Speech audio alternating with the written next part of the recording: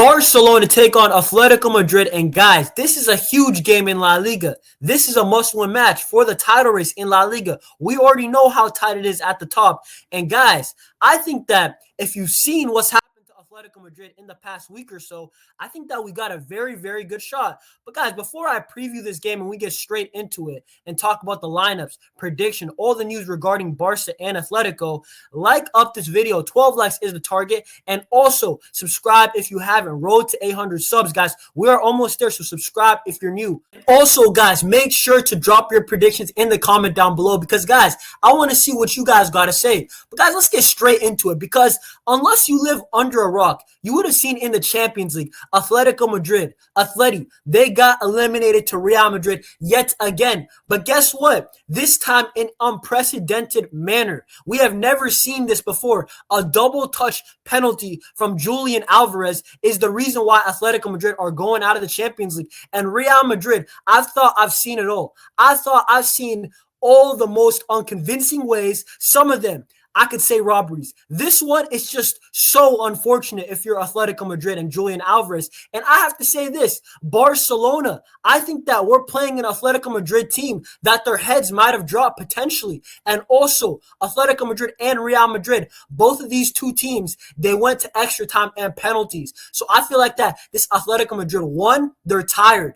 And number two, their heads probably must have dropped. I know that Simeone is a man manager and he's one of the best man managers at picking players' heads up, but I really think this is a step too far. I think Barcelona mentally have the advantage. But let's talk about Atletico Madrid and the doubtful players for this game because they have Angel Correa, who will be missing out this game. He is suspended with the red card. Actually, guys, he will be missing both Barcelona games. And then also Koke, Reinildo, and of course, Rodrigo de Paul, the engine in midfield for Atletico Madrid. They are all doubtful. And hey, I'm not going to lie, I'm not wishing for a man's downfall through injury, but I do think that Rodrigo de Paul is probably going to miss it. It looked like a hamstring injury. And for Barcelona's sake, I think that this also gives them the upper hand.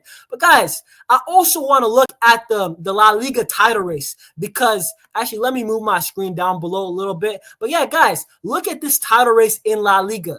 We can see that this is clearly, very clearly, a three-team race in La Liga. Barcelona, they are top, but only because of head-to-head and goal difference. Real Madrid have the same amount of points as us. Yes, we've played one less, but our game in hand is against Osasuna. That is not easy. And Atletico Madrid, watch out for them also because they're only 1 point behind. I know the game in hand, but I'm just saying nothing is confirmed in life and in football. So I'm going to say this. Barcelona, obviously, this technically isn't a must-win match. It's a must not lose. It's I'll get a draw or a win. But for me, seeing how the state of Atletico right now, I think that we got to capitalize. I don't think we could have played Atletico Madrid at a much better time. And I understand the head-to-head. They've had our number this year so far. They're the only team that know how to play through Hansi Flick's system. The 4-4 game when we were up 4-2, they get 2 late goals. And also the very late goal in the 2-1 loss to Atletico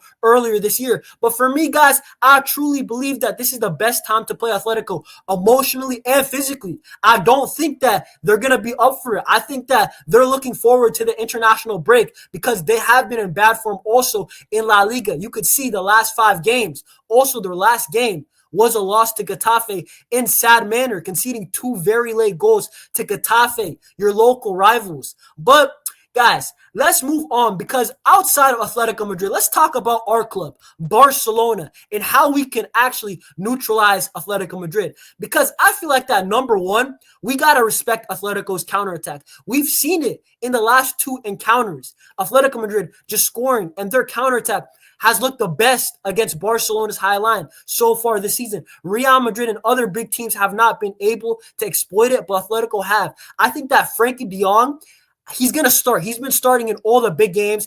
And I think that Hansi Flick, he's got to tell the boys, we got to go very hard again. When we turn over the ball, if Frankie or Pedri or Dani Olmo in the midfield turns over the ball, we need to be very, very quick to recovering because Atletico Madrid won 2 passes and they're in behind, and we can't have that. Szczesny is a decent keeper, but we need to help him out. We need to help out the defense, relieve some pressure off of them. And also, I want to say Robert Lewandowski. I feel like in this game, Hansi Flick, personally, I think that he needs to start because we seen last time Ferran Torres started the game, and against Atletico Madrid, I know how this game's going to go. We're going to pin them back. We're going to pin them back so much that Lewandowski's going to have some chances in the box. And it's just whether he has his shooting boots on or off. I really think that Robert Lewandowski and Frankie de Jong, they're the 2 players that we really got to hope for have a good game. Because if they have a good game, we're going to go a long way and probably win this game. But guys, let's move on to the attackers. The 2 wingers, our 2 best players, potentially. Probably, in my opinion, these 2 guys, Rafinha, Lamine, and Pedri, are probably our 3 best players this season. But I think that these 2 guys, once again, they got to show up. They have been showing up in big games, most of the games, besides that little patch when Lamine was injured and Rafinha was a little bit out of form at the end of 2024. But for me, these guys, they just have to show up again. Guys, we are in a title race. We are in a UCL run. We are in a Copa del Rey run. Deep in these competitions. We could technically still win the treble. The treble is on, but every single game matters. And Rafinha, Lamine, Lewandowski, Pedri, Olmo, you name it. Guys, all the boys just got to keep turning up because the team that wins La Liga will be the team that goes into a good run of form right now. But guys, let's move on from these guys right here because let's talk a little about that defense. We talked about how important not having turnovers is and also how important being clinical is with the attackers,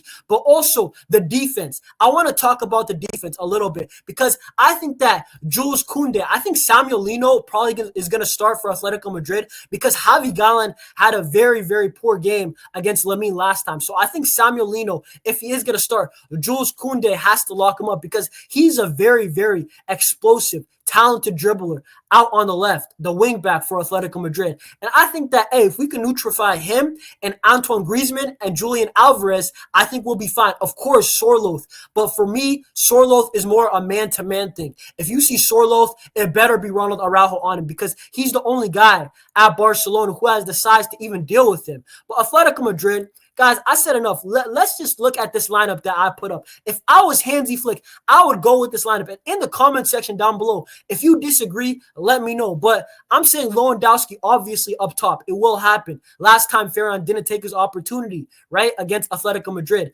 Dani Olmo, I haven't even spoke about him. He must start. Against a low block, against Atletico last time, I thought that he played ever so well. Yes, not really getting GA, but he does so much other than GA. Dani Olmo is really like 2 men in the midfield extra. Lamine, Rafinha, enough said. They got to start. These 2 wingers are brilliant. Pedri, De Jong, I think this is going to be the lineup truly. I think Inigo and Araujo is going to be the starting center backs. I know some people might find that as a shock, but I think that Cabarsi, let's give him a little bit of rest. He got the red card. We don't know where his head's at. And I think that Cabarsi, he has made a couple mistakes in the past couple weeks. I feel like that Inigo and Araujo, I really like what I saw against Benfica. And I just want to see it for 2-3 games, Inigo and Araujo, because both Benfica games, they were very, very good. Stopping the counterattack, blocking shots, not making mistakes, keeping it simple. I want to see these 2 guys. Of course, Koundé, Balde, Szczesny, these 3 guys should be starting. And we should go hard because this is our last game before the international break. So I'm expecting the boys to put on a show like last time. Score not maybe 4 goals, but I'm expecting goals. I'm going to actually say 3-1 Barcelona. I think that will be convincing. I think that once again we'll win 3-1. Of course, we won 3-1 against Benfica just the other day, but I really think that this Atletico Madrid team, I thought this was going to be a very tough game, and it probably will be. Simeone, this guy riles his players up. But I really think that this Barcelona team, 3-1 is my prediction. I think we're playing them at the right time, and we just got to prove it. I know the Wanda is a fortress, but I still believe these guys. Barcelona, Hansi Flick, get one over Simeone because he's the only manager that's been really causing us problems. But guys, let me know down below what you guys are saying. Leave your prediction down below because, guys, I want to hear it. And, guys, like, comment, subscribe. Road to 800 subs, and I will see you on the next one. Peace. Visca Barca.